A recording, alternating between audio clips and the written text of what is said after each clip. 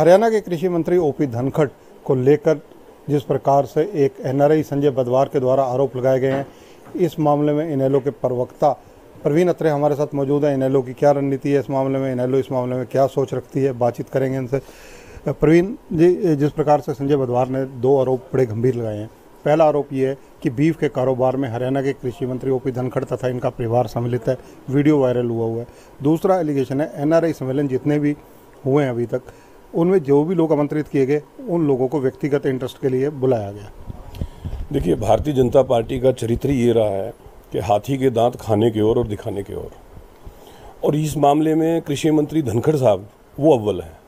ये वही धनखड़ साहब हैं जो जब सत्ता में नहीं थे किसानों के सबसे बड़े हितैषी होने का ढोंग करते थे, स्वामीनाथन आयोग की रिपोर्ट को लागू करवाने के लिए नंगे बदन प्रदर्शन करते थे, और सत्ता में आने के बाद जिस तरह से इन्होंने अपना असली रंग दिखाया, जिस तरह से किसानों को चाहे धान खरीद की बात करें, सरसों खरीद की बात करें, और जिस तरह से स्वामीनाथन आयोग की रिपोर्ट से ये मुकरे, तो उससे इनका चरित्र पता लगता है। अब ऐसे में अगर इनका ही एक परिचित इन पे ये आरोप लगाता है कि बीफ के व्यापार में सम्मिलित हैं इनके परिवार के लोग, तो नेचुरली चिंता का विषय है। बहुत बड़ा आरोप है और इसकी जांच होनी चाहिए, और सरकार जांच करके सच जो है प्रदेश की जनता के सामने लेके आए। दूध का दूध और पानी का पानी होना चाहिए। रही बात एनआरआई सम्मेलन की, देखिए ये बात जिस वक्त एनआरआई सम्मेलन बुलाया गया था प्रवासी हरियाणा सम्मेलन के नाम से, हमने उस वक्त भी ये बात उठाई थी, क्योंकि इन्होंने जिन प्रवासी लोगों को यहाँ बुलाया ये कह के कि वो यहाँ पे इन्वेस्टमेंट करेंगे, मात्र पैसे का दुरुपयोग, इससे ज़्यादा कुछ नहीं हुआ। बाकायदा इन्होंने एयर टिकट्स उनको दी, उनको 5 स्टार होटल्स में ठहराया, लेकिन एक नया रुपया भी इन्वेस्टमेंट के नाम पे प्रदेश में नहीं आया।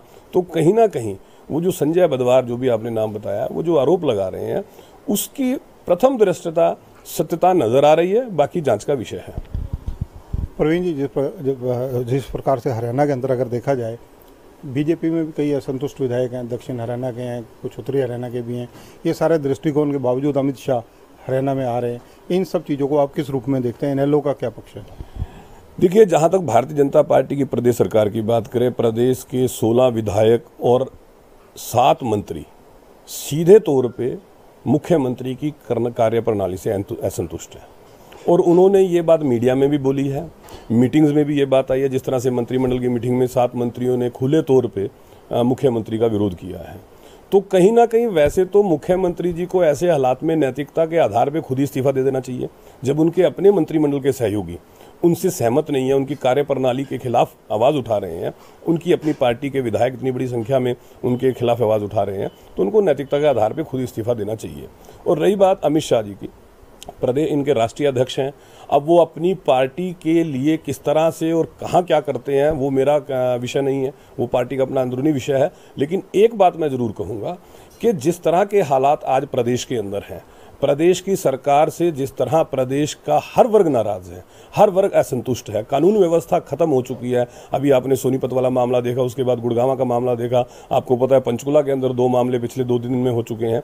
तो जिस तरह से कानून व्यवस्था की धज्जियां उड़ रही हैं, प्रदेश की जनता के जान और माल सुरक्षित नहीं है, सरकार को अपनी प्राथमिकताओं का पता ही नहीं है, तो ऐसे हालात में मुझे नहीं लगता कि अमित शाह जी यहाँ आके कुछ कर पाएंगे। और मुझे लगता है कि हरियाणा की बजाय अमित शाह जी अगर अपने केंद्र सरकार पर ध्यान दे तो ज़्यादा बेहतर होगा। सोशल मीडिया पर बीजेपी सरकार 2 दिन से बहुत ज़्यादा एक्टिवेट होने लगी हुई है। इनेलो इसको किस रूप में देखेगी? देखिए, जहाँ तक सोशल मीडिया का सवाल है, आपने देखा होगा कि ये भारतीय जनता पार्टी की कार्यप्रणाली का एक हिस्सा है। सोशल मीडिया पे दुष्प्रचार, विरोधियों के खिलाफ दुष्प्रचार, ये उनकी एक कार्यप्रणाली रही है। और इस तरह के कार्य करके कहीं ना कहीं सरकार लोगों का ध्यान भटकाने की कोशिश करती है, और ये प्लान्ड वे से होता है। आपको भी पता है, अगर हम अंतर्राष्ट्रीय स्तर पे भी बात करें तो बहुत सी ऐसी एजेंसीज हैं जो सोशल मीडिया पे इस तरह के प्रचार का पैसा लेती हैं, और वो एजेंसीज जो हैं भारतीय जनता पार्टी ने भी हायर की हैं। हम तो पहले भी कहते थे कि ये सरकार ना हो कि एक इवेंट मैनेजमेंट कंपनी है जो एक इवेंट की तरह केवल मिथ्या प्रचार करती है, झूठा प्रचार करती है। जमीनी स्तर पे अगर हम देखते हैं तो हमें कुछ भी नज़र नहीं आता जो सरकार के द्वारा किया गया हो। देखिए, प्रवीण अत्रे का कहना है कि ओपी धनखड़ के खिलाफ जो कार्रवाई बनती है वो होनी चाहिए, और पहले जांच होनी चाहिए सारे मामले की, ताकि बीफ के मामले में जो भी सत्यता है आम जनता जान सके। दूसरा इशू जो है हरियाणा की लॉ एंड ऑर्डर का, उस पर भी प्रवीण अत्रे का कहना है कि कम से कम कानून व्यवस्था का जो बुरा हाल है, सरकार का ये दायित्व है कि इसको संभाले। जिस प्रकार से लगातार कानून के आगे अपराधी हावी होते नजर आ रहे हैं, पंचकुला की वारदातें, सोनीपत की वारदात, सबका खुलासा उन्होंने किया है। कैमरामैन जसविंदर शर्मा के साथ चंद्रशेखर धरनी, पंजाब केसरी टीवी,